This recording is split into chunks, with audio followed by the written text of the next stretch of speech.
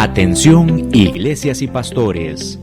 Radio Costa Rica pone a su disposición toda una plataforma audiovisual para que su mensaje llegue a miles de personas en Costa Rica y el mundo.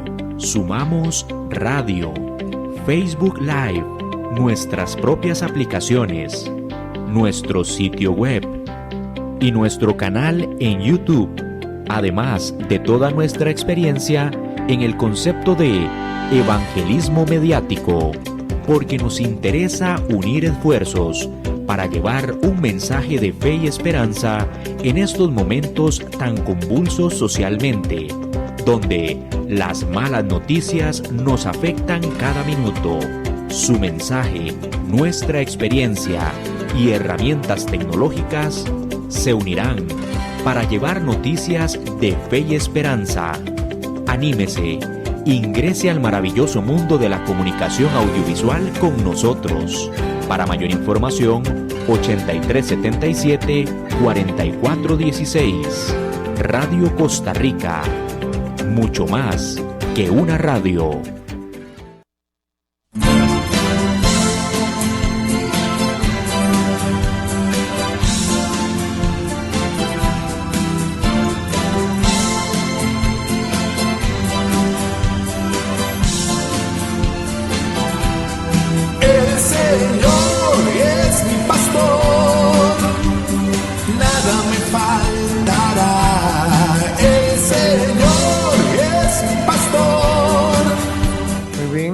Hola hermanos, todos aquellos que me ven el video, les doy la bienvenida.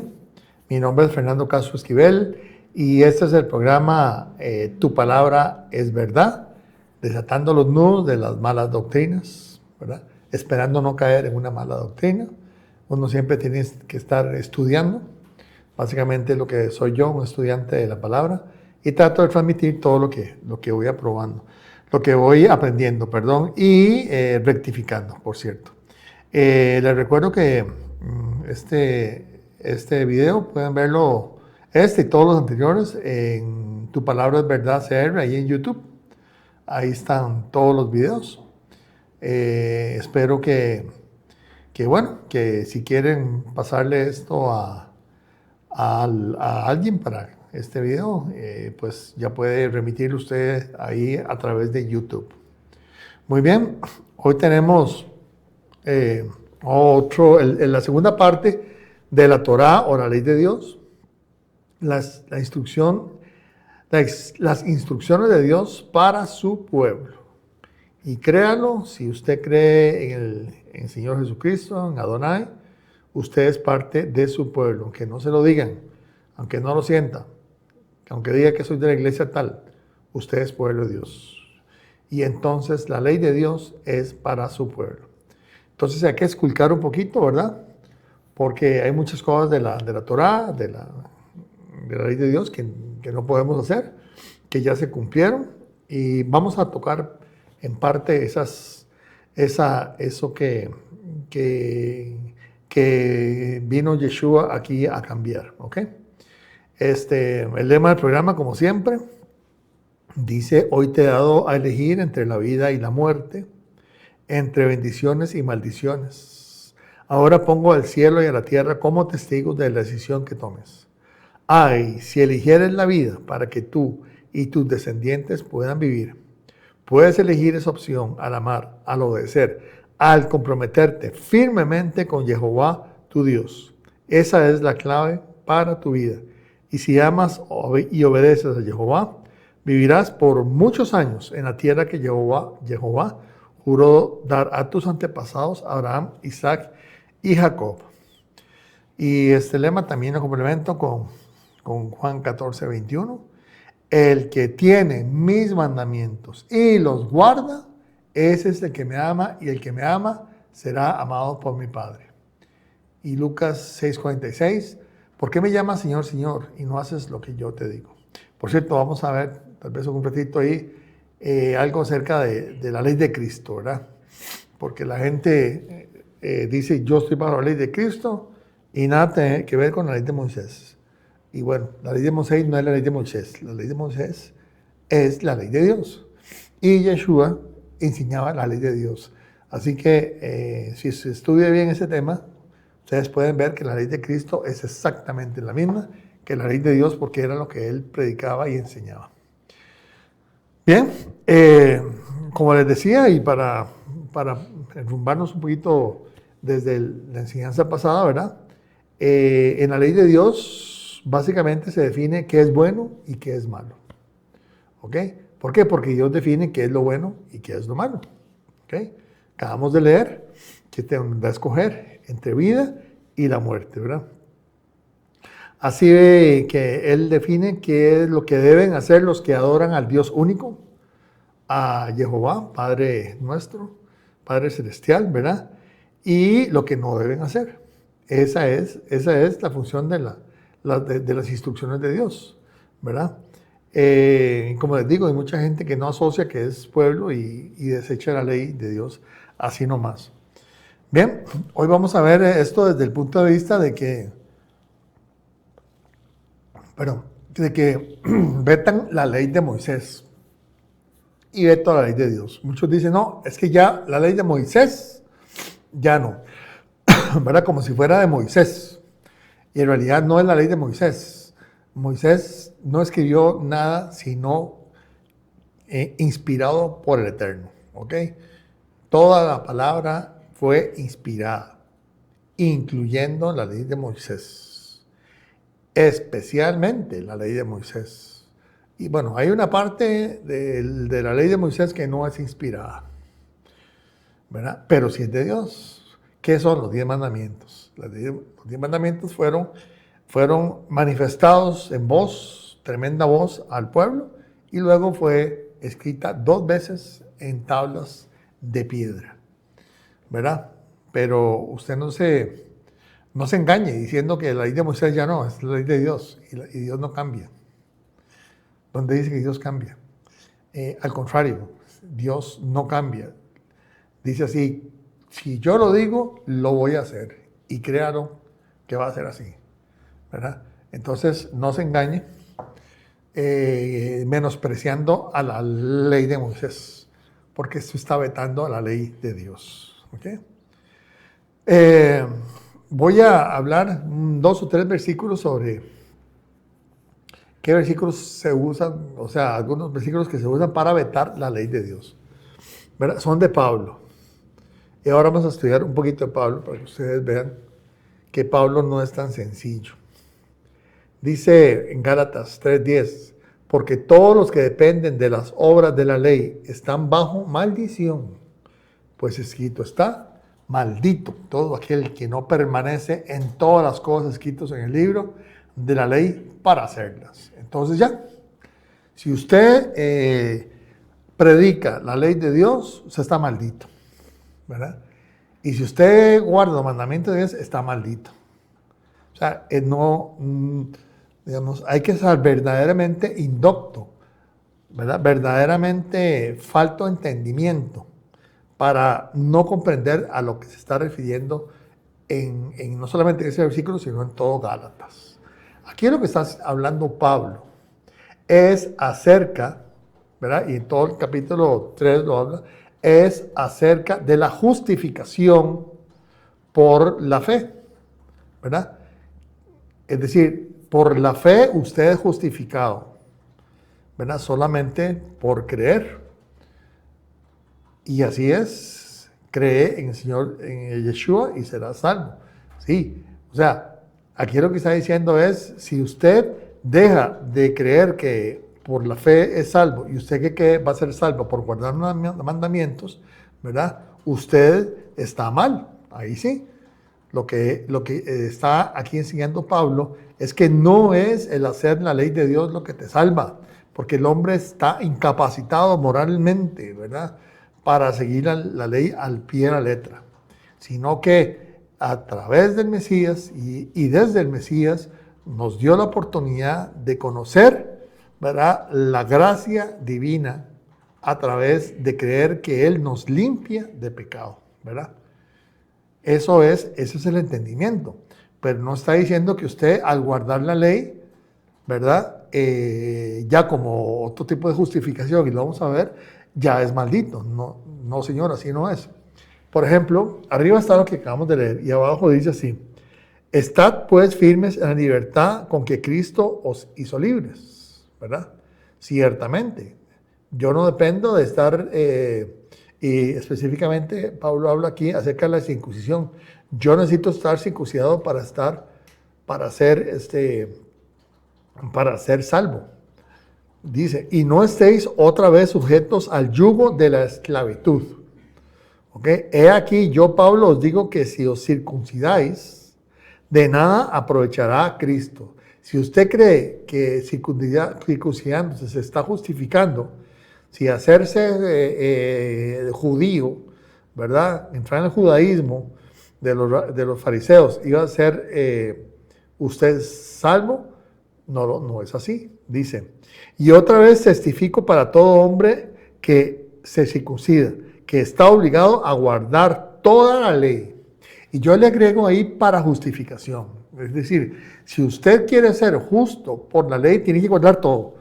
Y de una forma perfecta, ¿verdad? Ese es el punto de vista de Pablo. Y yo, eso agregado que tengo ahí, se explica en la siguiente frase.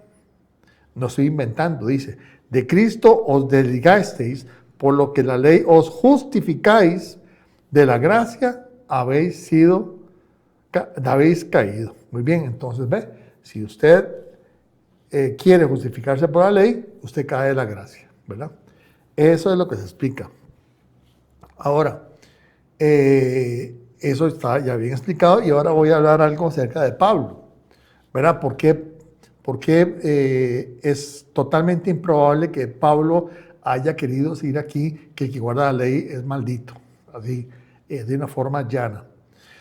Vamos a ver aquí otra, ¿verdad? Que es Colosenses 2, del 1 al 4, y 6 y 17, 16 y 17. Dice, y esta es la favorita de todos, dice, anulando el acta de decretos que había contra nosotros, que nos era contraria, quitándole de en medio y clavándole en la cruz. Entonces ya la ley de Moisés, la ley de Dios está clavada en la cruz, ahí está, y ahí murió, ¿verdad? Es lo que interpretan. Por tanto, nadie os juzgue ni en comidas ni en bebidas, en cuanto a días de fiesta o luna nueva o días de reposo. Todo lo cual es sombra de lo que ha de venir, ¿verdad? No lo anterior, de lo que ha de venir. Pero el cuerpo es del Mesías. ¿De qué está hablando Colosenses 2? Mire, Colosenses es un libro en donde, si usted lo lee todo el libro, Pablo está combatiendo muchas malas creencias y muchos desvaríos que estaban sufriendo los creyentes. Pero básicamente, ¿verdad? Está hablando de personas que en ese tiempo se estaban metiendo con el gnosticismo judío que se estaba ahí, se estaba ya forjando, ¿verdad? En el gnosticismo judío se hablaba en el gnosticismo judío se hablaba de ángeles, se hablaba de rudimentos, se hablaba de filosofías huecas, que es todo lo que habla Colosenses 2.3. Léalo y verá que Pablo habla de filosofías huecas, rudimentos de hombres. ¿Usted cree que Pablo, con lo que voy a leer ahora, creería que la ley de Dios son rudimentos de hombre? No lo creo. No lo creo, y él se manifiesta en muchas ocasiones en contra de lo que la gente cree que es así, ¿verdad? Y además vea esto que dice, y a vosotros, porque le está hablando de lo que eran, y a vosotros, estando muertos en pecados y en la circuncisión de vuestra carne, os dio vida juntamente con él, perdonándoos todos los pecados. Vea esto aquí, que es importante, que mucha gente no lo ve. Le dice, ustedes estaban muertos en pecados. ¿Y qué es pecado? ¿Qué dice la Biblia que es pecado? ¿Okay? Pecado es transgresión de la ley de Dios. O sea, que lo que le está diciendo es que ustedes que no conocían la ley de Dios, o aún conociéndola, se la brincaban, violaban la ley de Dios, ¿verdad? Y ustedes eran incircuncisos también en su carne y obviamente en su corazón, ¿verdad? Y Jesucristo les dio la vida juntamente con Él, perdonándonos todos los pecados, limpiando nuestra alma y nuestro cuerpo de pecado. ¿Para qué? ¿Para que volvamos a pecar? ¿Para volver a caer en transgresión de la ley? Obviamente que no. Vean que no estoy hablando, como dice paja, dice aquí 1 Juan 3:4, todo aquel que comete pecado infringe también la ley, pues el pecado es infracción de la ley. ¿Lo ven? Pablo está hablando de que la gente llega a Jesucristo, a la salvación de Yeshua, ¿verdad? Lleno de pecado, pero lo limpia. Obviamente para que no vuelva a infringir la ley. Entonces el conocimiento de la ley es necesario para saber qué puedo hacer y qué no debo hacer. ¿Lo ven qué fácil que es? Y vean lo que dice en 1 Juan 2, 15 y 16. No améis el mundo, de donde dice Pablo que viene todo el mundo. No améis al mundo ni las cosas que están en el mundo. Si alguno ama al mundo, ¿verdad? Si alguno todavía deja un pie en el mundo, dice, el amor del Padre no está en él. Porque todo lo que hay en el mundo, los deseos de la carne, los deseos de los ojos y la vanagloria de la vida, no provienen del Padre, sino del mundo. Entonces lo que está hablando Pablo, además de lo que le dijo de los gnósticos judíos, y búsquelo usted ahí en internet, búsquelo ahora con la inteligencia artificial o búsquelo en Google, lo que fuera, que eran los gnósticos judíos que precisamente empezaron ahí en el siglo I después de Jesucristo.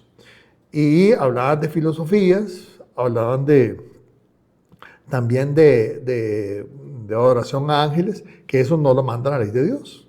Obviamente estaban fuera de la ley de Dios. Y tal vez podríamos comprender un poquito mejor Colosenses 10, que habla acerca de la forma que ellos tenían para celebrar el Shabbat o cómo celebraban, que era distinto a como Dios había mandado. Eso es lo que se dice.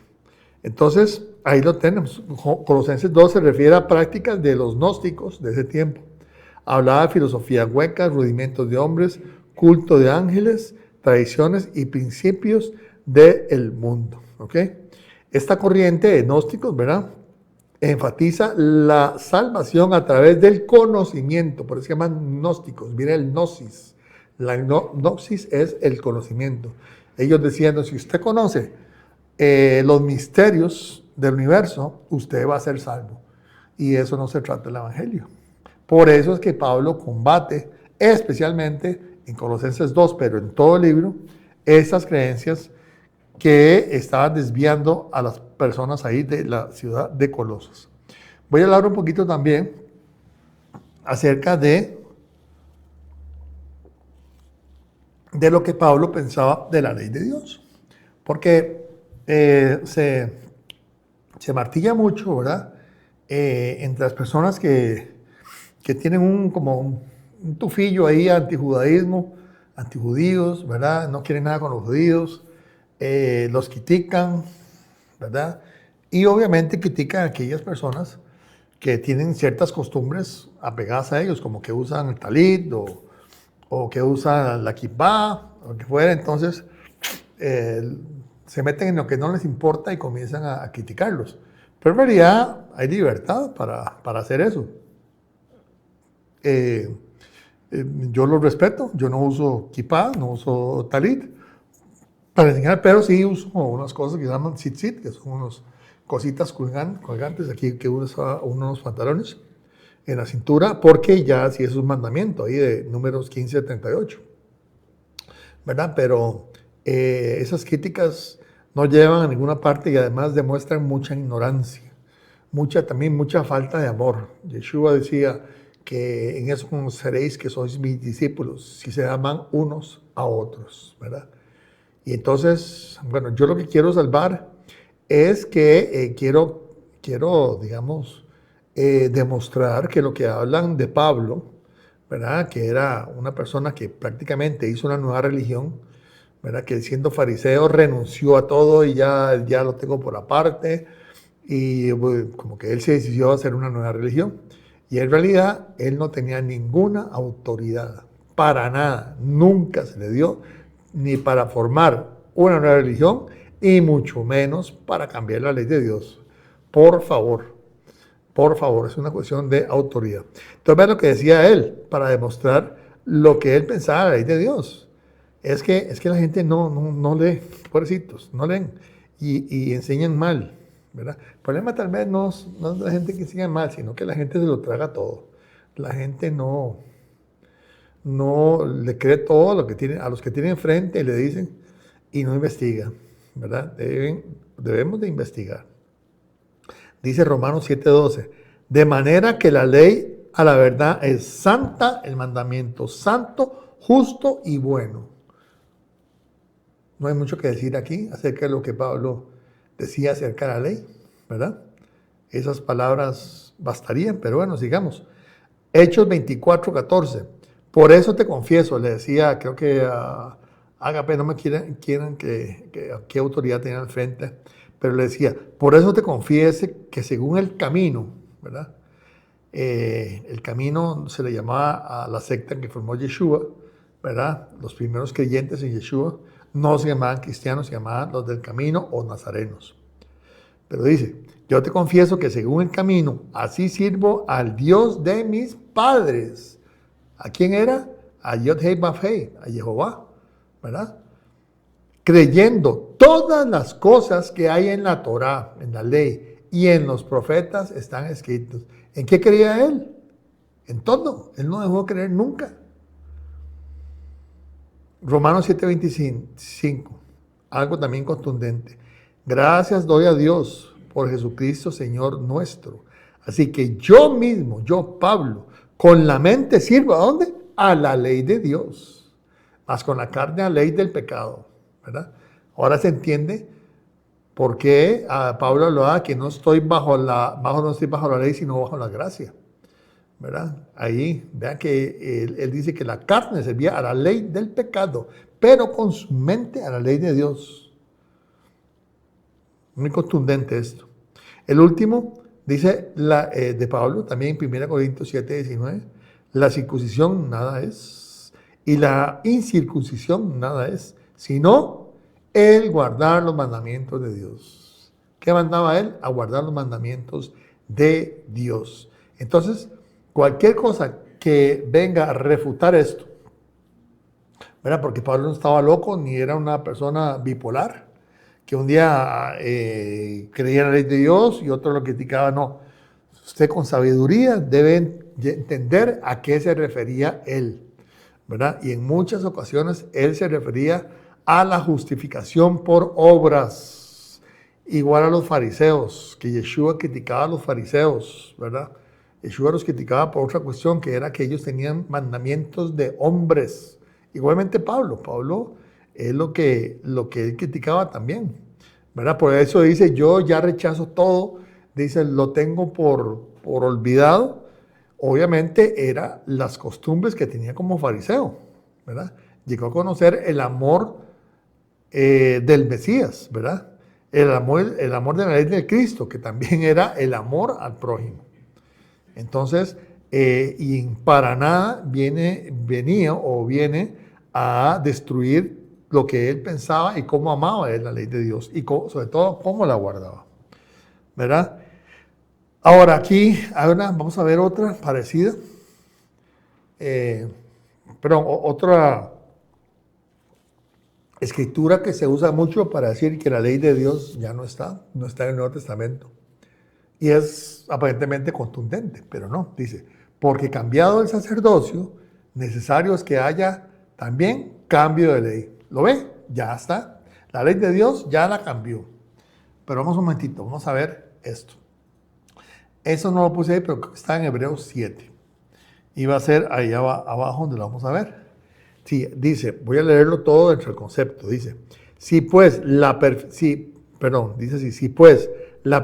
fuera por el sacerdocio levítico, vamos paso a paso. Si el sacerdocio de los levitas, ¿verdad? Los hijos de Leví, que eran una tribu, ellos eran los sacerdotes.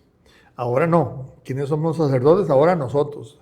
Diciendo que nosotros, dice Pedro, somos sacerdotes reales. Y también creo que aparece 2 veces en Apocalipsis. Somos sacerdotes del rey. Entonces dice, si fuera por sacerdocio levítico, porque bajo él recibió el pueblo la ley, Dice, ¿qué necesidad habría de que se levantase otro sacerdote según el orden de Melquisedec y que no fuese llamado según el orden de Aarón? O sea, lo que está diciendo que aquí dice es que si el sacerdocio levita hubiera sido tan bueno, perfecto, no tendríamos no sería necesario que Jesucristo asumiera, ¿verdad?, como un sacerdote de la orden de Melquisedec. Es lo que dice el libro de Hebreos. Dice, porque cambiado el sacerdocio, necesario es que haya también cambio de ley. Queda pues abrogado el mandamiento anterior a causa de su debilidad e ineficacia, pues nada perfeccionó la ley. Y en la introducción de una mejor esperanza, por lo cual nos acercamos a Dios. Aquí lo que está hablando es el cambio en la ley sacerdotal.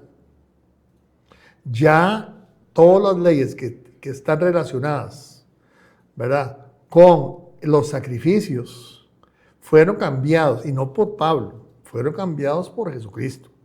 ¿Por qué? Él mismo se instaura como rey, como sacerdote, como sumo sacerdote, ¿verdad? Él mismo es el sacrificio.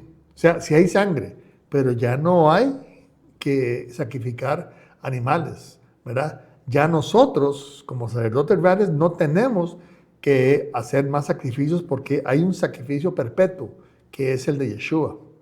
Ya no hay sacerdocio levítico. Ya no hay templo tampoco. ¿Ok? Entonces, ni hay todo lo que había en el templo, ¿verdad? Que era el brasero para el altar, para quemar las ofrendas, ¿verdad? Ni está con nosotros el arca del testimonio, sino que el arca del testimonio está en los cielos, la verdadera, y ahí está ejerciendo como sumo sacerdote Yeshua HaMashiach. Usted puede leer esto en los capítulos 8, 9 y 10 de Hebreos. La ley que cambió fue el sacerdocio. Yo me hice de esta imagen en donde se divide a la izquierda y a la derecha. Tal vez un acercamiento ahí a esta imagen. Dice a la izquierda, ley del camino de santificación. Y a la derecha, ordenanzas para sacrificios de sangre. ¿Okay? Son dos partes de la ley. La parte de la izquierda, la ley del camino de santificación, jamás pudo ser abolida. Es más, como les decía, el primer nombre de la secta Yeshua fue el camino. Y siempre se ha llamado el camino. Por ejemplo, Enoc dice que caminó con Dios. No es que Dios estuvo caminando aquí, no. Él caminó los mandamientos que Dios tenía desde el principio para el hombre. Siempre ha sido así. Es más, Abraham, que le dicen que es el padre de la fe, ¿verdad? Y creen que es como un agente libre ahí de fe. No. Abraham guardaba ordenanzas, mandamientos, decretos y leyes, según está y apunten ahí, Génesis 26:5. Él guardaba mandamientos. Y todavía más importante, ¿verdad? Igual de importante, dice en Génesis 18:19, dice, porque yo sé, decía Jehová a él, porque yo sé que mandará a sus hijos y a su casa después de sí, que guarden el camino de Jehová, haciendo justicia y juicio, para que haga venir Jehová sobre Abraham lo que ha hablado acerca de él, que eran todas las promesas, ¿verdad? De que en él iban a ser muchas naciones bendecidas. ¿Okay? Entonces vean ustedes que el camino siempre ha existido, ¿verdad? Igualmente ahora, Yeshua dijo, si me amáis, guarda mis mandamientos. ¿Okay? Y dijo, yo soy el camino. Por eso es que nosotros tratamos de imitar a Yeshua en todo lo que él enseñaba y lo que decía, porque él es el camino para alcanzar la estatura del varón perfecto. Jeremías también habla, ¿verdad?, de la senda antigua. Olvídense de sus caminos, vuelvan a la senda antigua. Entonces, esa ley nunca fue para nada revertida, abrogada. Es más, Yeshua, Mateo 5:17, yo no he venido a abolir la Torá, he venido para cumplirla, para darle su verdadero entendimiento, porque ni una jota, ni una tilde pasará de la ley, ¿verdad? Así es de contundente. Entonces no pueden decir que Pablo vino a cambiar la ley cuando nuestro maestro, su guía, su maestro, su Dios, dijo que no iba a cambiar la ley. Entonces, ¿por qué insiste usted en decir que Pablo cambió la ley? Es que rayamos ya en la necedad. ¿Me entiende? Bien. La ley del camino, vamos a ver así, perdón, este punto se me olvidó. Vamos a ver que esta ley del camino de santificación está en los proverbios. A todo el mundo le fascinan los proverbios. Claro, ¿verdad? Aunque digan que está bajo la ley de Cristo y que ya la ley de Moisés no, pero le fascinan los proverbios. Y es que los proverbios son un reflejo de la ley de Dios. Ellos también nos indican cómo caminar el camino de santificación. ¿Ok? ¿Por qué camino de santificación? Porque recuerden lo que dice Hebreos 12:14. Sin santidad nadie verá a Dios. Y métase eso en la cabeza. Sin santidad nadie verá a Dios. ¿Y quiénes son los santos? ¿Quiénes son los santos?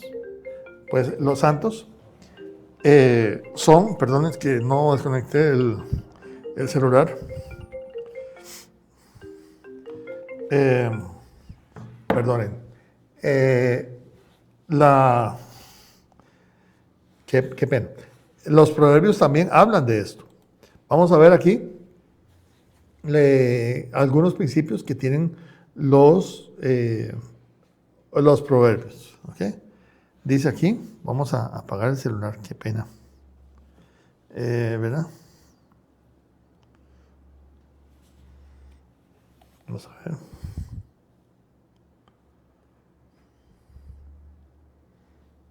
Listo, ahora sí. Algunos principios que se sacan de los proverbios, que son reflejos de la ley de Dios. Dice, el fundamento de todo, el temor de Dios. 2, buscar y valorar la sabiduría. 3, confiar en Dios de todo corazón. 4, la integridad y la honestidad. Qué importante. Por eso cito algunas, dice, la balanza falsa es abominación a Jehová, mas la pesa cabal le agrada. Los labios mentirosos son abominación a Jehová, pero los que hacen verdad son su contentamiento. Mandamiento, sé honesto en todos tus tratos, negocios y palabras. Ese es el mandamiento que se extrae de ahí. Igualmente la Torá manda a hacer exactamente lo mismo. 5, ser diligente y evitar la pereza. Controlar la lengua. Qué difícil es eso, ¿verdad? Usted sabe que es muy difícil, pero es un mandamiento de Dios. No chismear. Creo que está ahí está por Levítico, ¿verdad?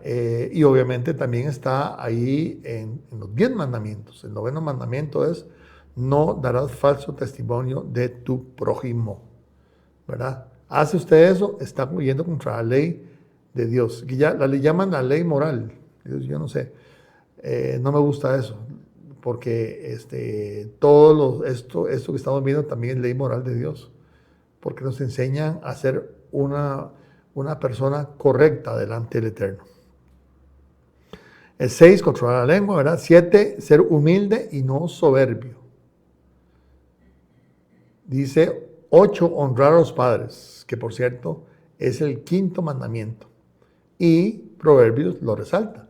¿Por qué? Porque los proverbios son un reflejo de la Torá, ¿verdad? De la ley de Dios. Dice el 9º, ser generoso y ayudar al necesitado.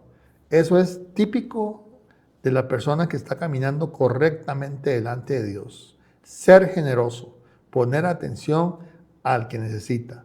No estoy hablando de ofrendas exigidas o diezmos, no.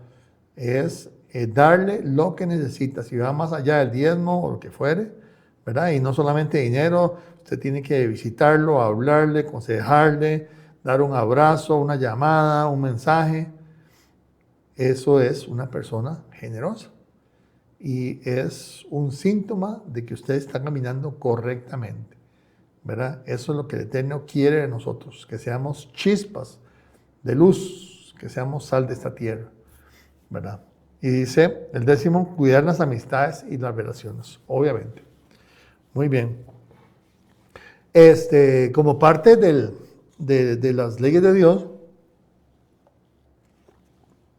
hay algunas que son difíciles de entender y que, por cierto, muchas personas toman estas leyes y dicen, no, mire, ¿cómo es posible que estas leyes, si es un Dios bueno, si es un Dios misericordioso, no puede ser, ¿verdad? Por eso la Torá está abolida. Vamos a ver dos casos importantes, porque la gente se llena la boca insultando, ¿verdad? O vetando la ley de Dios. Y no saben lo ignorantes que son. Cómo comparar su mera inteligencia a la sabiduría divina. Tengan cuidado en hacer eso. Si ustedes son creyentes, ya, si ustedes no creen, pues no importa. Ya, yo no soy que lo juzgo, ya la palabra misma lo va a juzgar. Pero si usted es creyente, ¿verdad? Comience a cuidar lo que habla acerca de la palabra de Dios. Eso se llama celo. Yo creo que uno debe ser celoso con las cosas de Dios. Vamos a ver la ley del talión. Y usted dice, ay, la ley del talión es tremendamente mala, pero vamos a verlo. Ahí está básicamente en 3 versículos, los voy a leer, de la Torá. Dice Éxodo 2, 21, 23, dice, pero si hubiere muerte, entonces pagarás vida por vida, ojo por ojo, diente por diente, mano por mano, pie por pie, quemadura por quemadura, herida por herida y golpe por golpe. Levítico 24, 19 y 20 dice, y el que causara lesión a su prójimo según hizo, así le sea hecho, rotura por rotura, ojo por ojo, diente por diente, según la lesión que haya hecho a otro, tal se hará a él. Deuteronomio 19, 21. Y no le comparecerás vida por vida, ojo por ojo, diente por diente, mano por mano, pie por pie. Bien, nosotros estamos leyendo algo que fue hecho para las mentalidades de aquel tiempo, hace 3.500 años, ¿verdad? Y que después se aplicó no por personas, o sea, las personas, digamos, los hijos de Israel, ¿verdad? Aplicaban esto, pero no personalmente. Recuerde que eran jueces, ¿verdad? Que aplicaban esto. Entonces, esto eran en ese tiempo principios para juzgar, ¿verdad? La ley del talión, déjeme decirle, que es una ley que trae proporcionalidad. Y yo voy a explicar algo con un ejemplo que tal vez no es muy bonito, ¿verdad? Y no es muy agradable, pero es lo que sucede. Lo vemos desgraciadamente en estos días, cuando leemos los periódicos, ¿verdad? Que hay guerra entre pandillas, ¿verdad? Entre grupos de narcotráfico que se pelean en una zona, ¿verdad? Para distribuir sus drogas, y entonces un día aparecen 2 muertos y el otro día aparecen 3 muertos, ¿verdad? Y se comienza a examinar y son gente ligada a uno y luego a otro bando. Son venganzas, ¿verdad? Y luego matan hasta gente inocente, ¿verdad? Que son familiares. Y en fin, ahí lo que hay son venganzas. Es la maldad pura, ¿verdad? Es la maldad pura. No hay proporcionalidad. Y aunque es un ejemplo muy feo, por decirlo, sí podemos ver cuando hay, en otras culturas ha habido venganzas en donde pueblos enteros se vengan en otros pueblos, ¿verdad? Y se da un sinfín de derramamiento de sangre de uno y del otro lado. No hay proporcionalidad. La ley del talión, como les decía, es una ley que trae proporcionalidad, que además, ¿verdad? Redundó al fin y al cabo, ¿verdad? Los jueces que se instalaron desde Moisés y luego continuaron hasta el primero, el segundo templo, ¿verdad? Y es más, aún actualmente, después de Jesucristo también, se comenzó a redundar en resarcimientos económicos y proporcionales al daño. Esto es lo importante de la ley del talión, era darle proporcionalidad, ¿verdad? No es que si usted le causaba un daño, usted iba a hacer el doble y ya el otro le iba a hacer el doble del doble y el triple, no, ¿verdad? Esta forma de enseñanza, porque no solamente a usted cuando le ocurría algo le decían, mire, esta ley funciona así, no, a usted de niño y precisamente en aplicación de Deuteronomio 6:4, que le leen, el Eterno obliga a los padres de familia a repetirle la ley de Dios a sus hijos en la mañana, en la tarde, al acostarse, levantarse, por el camino, todo, siempre. Entonces es algo que se incorpora, ¿verdad?, dentro de su cultura general, ¿verdad?, de su estilo de vida, ¿verdad? Es un estilo de vida formado obviamente por la ley de Dios. Y entonces usted sabe que usted no puede vengarse, no solamente lo sabe, sino que también lo hace, no puede vengarse. Es más, hay un mandamiento que dice no te vengarás, creo que está en Levítico 19, ¿verdad? No te vengarás y amarás a tu prójimo como a ti mismo. Es todo el mandamiento, ¿verdad? Entonces, usted tiene que evitar la venganza porque es un pecado, es una transgresión de la Torá, ¿verdad? Y vemos, obviamente, que la venganza no tiene límites, como ya les puse en ese ejemplo tan feo, pero bueno. Ahora, había otros, ustedes han hablado también, ¿verdad?, que en Mesopotamia había una ley, la ley de Hammurabi, ¿verdad?, que también tenía la ley del talión, pero no era igual, aunque era parecida, muy parecida, no era totalmente igual, porque ahí, digamos, dependiendo si usted era esclavo o era gente de clase alta, así se aplicaba la ley del talión. Por ejemplo, si mataban a hijo de un esclavo, le pagaban poquito, ¿verdad? Pero si mataban a alguien de clase alta, le pagaban mucho, ¿verdad? Entonces, esa era también una cuestión clasista. Pero en la ley de Dios es igual para todos, ¿verdad? Ahora, hay una parte aquí que les voy a enseñar que está en Números 35:30, porque había transgresiones que no se podían, digamos, no podían perdonarse con sacrificios, ¿verdad?, de un cordero o de un becerro, sino que tenía que ejecutarse. Y están los casos de adulterio, homicidio, rebeldía, estaba también brujería y idolatría. ¿Ok?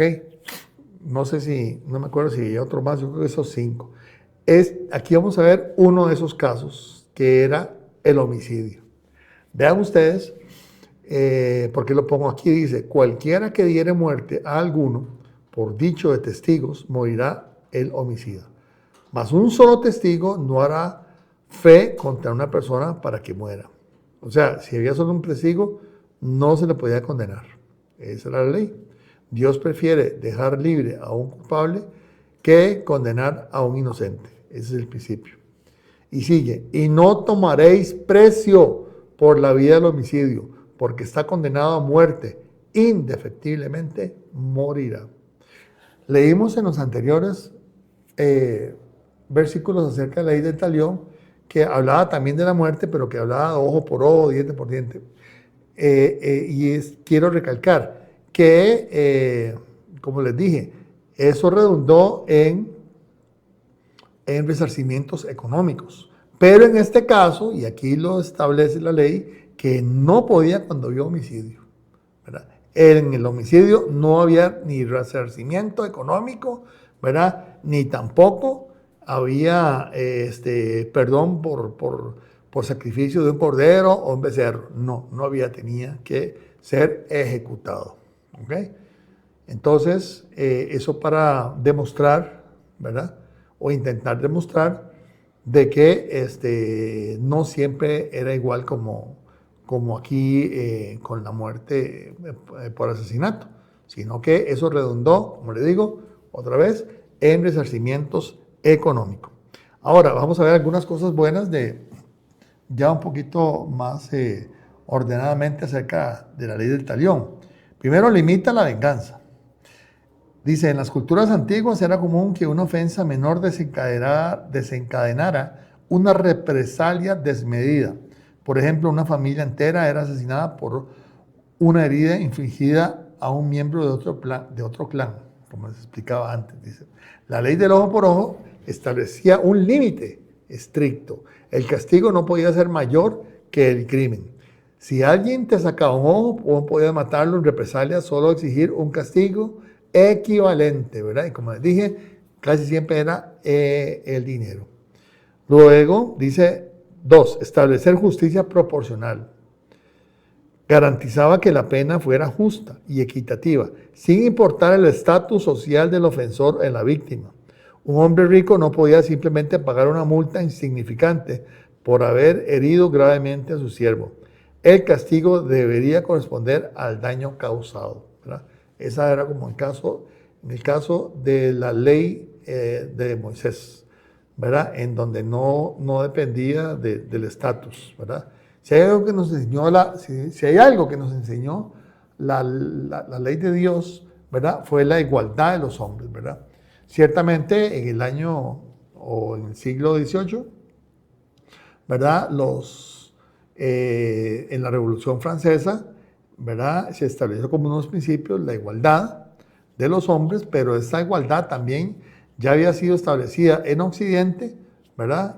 Y también digamos, en la civilización judía, ¿verdad? La igualdad de los hombres ante la ley.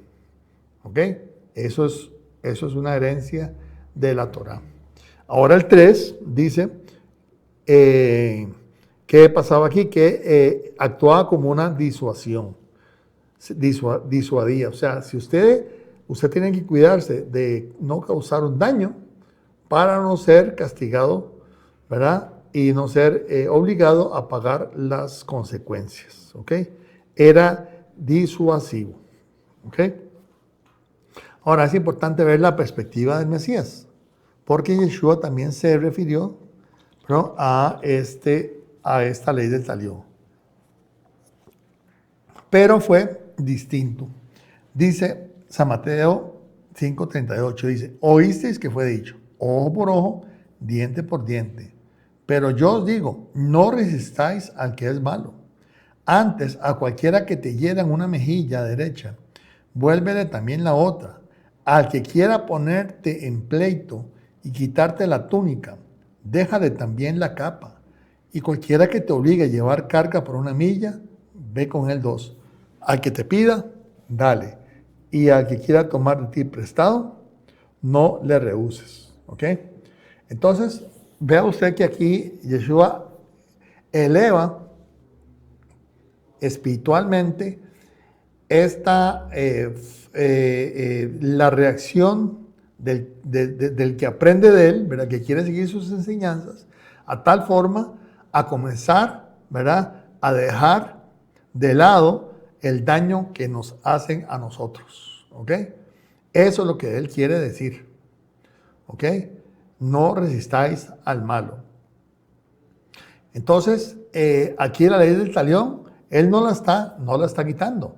Lo que pasa es que está diciendo, es mejor que dejes las cosas materiales, que le digas al Eterno, cumple tu mandamiento.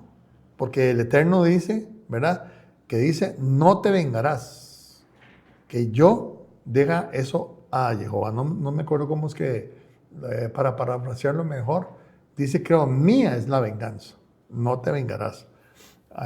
Juntando dos versículos. Pero es lo que uno hace, ¿verdad? Y trata uno de practicar. Porque en la vida, si usted pasa sus días, ¿verdad?, lamentándose por lo que le hace la gente, pues se va a lamentar, se le va a ir la vida en pensar mal, ¿verdad? Hay que olvidar, hay que perdonar. La técnica de perdón es muy importante. No solamente usted debe perdonarse, que es lo primero, sino que debe perdonar y también pedir perdón. Y obviamente pedirle perdón al Eterno, ¿verdad? Es una cuestión que hay que estudiarla y hay que ejecutarla. Entonces aquí lo que está diciendo Yeshua es que la ley del talión, ¿verdad? Es ahora, queda, digamos, subsumida en lo que él enseñaba, ¿verdad? Que era el amor al prójimo. Vamos a ver aquí las enseñanzas principales de Yeshua. Dice que es ilimitado, porque debemos perdonar siempre sin llevar la cuenta. Acerca del perdón, dice Mateo 18:21, 70 veces 7. ¿Cómo debemos perdonar? Condicional. Para ser perdonados por Dios debemos perdonar a otros. Mateo 6:14. En el Padre Nuestro está, y después del Padre Nuestro hay un mandamiento, dice, y es más elocuente, dice, les digo, si no perdonan, el Padre no los perdonará. ¿Ok?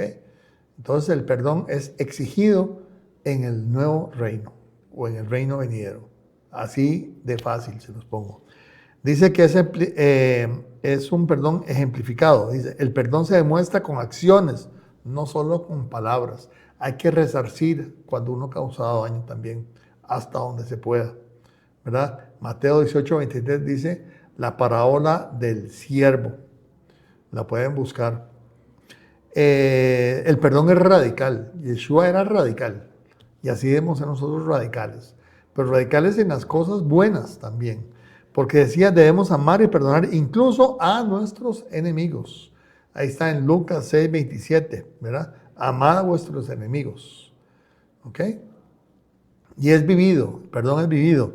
Jesús practicó el perdón hasta su propia muerte, ¿verdad? Recuerda cuando dice, Padre, perdónanos porque no saben lo que hacen. Qué increíble que al final de sus días y al final del sufrimiento que tuvo, dijera esas palabras. Quedan ahí clavadas también en nuestro corazón. Esas palabras y debemos hacerlo. Hay otro mandamiento muy controversial, que es el hijo contumaz y rebelde. Vean ustedes. Dice, si alguno tuviera un hijo contumaz y rebelde, contumaz, ¿verdad? También es obstinado, terco, testarudo, ¿verdad? Si tuviera un hijo testarudo y rebelde, que no obedeciera a la voz de su padre ni a la voz de su madre, y habiéndolo castigado, no les obedeciere, entonces lo tomarán su padre y su madre, y lo sacarán ante los ancianos de su ciudad, y a la puerta del lugar donde viva, y dirán a los ancianos de la ciudad, nuestro hijo es contumaz y rebelde, no obedece a nuestra voz, es glotón y borracho. Entonces todos los hombres de su ciudad lo apedrearán y morirá. Así quitarás el mal en medio de ti y todo Israel oirá y temerá. Claro, muchas personas dicen, no, mire, esto es una salvajada. Ponen a los papás a matar a sus hijos. Pero deténganse un momentito. Vamos a ver cómo ha sucedido o qué ha traído este mandamiento. Porque este mandamiento también es rebeldía. Recuerden que la rebeldía para Eterno también es muy grave. Entonces tenemos que el hijo contumaz y rebelde. Este mandamiento no era para castigar caprichosamente, sino para proteger a la sociedad, ¿verdad? La ley actuaba como una defensa preventiva.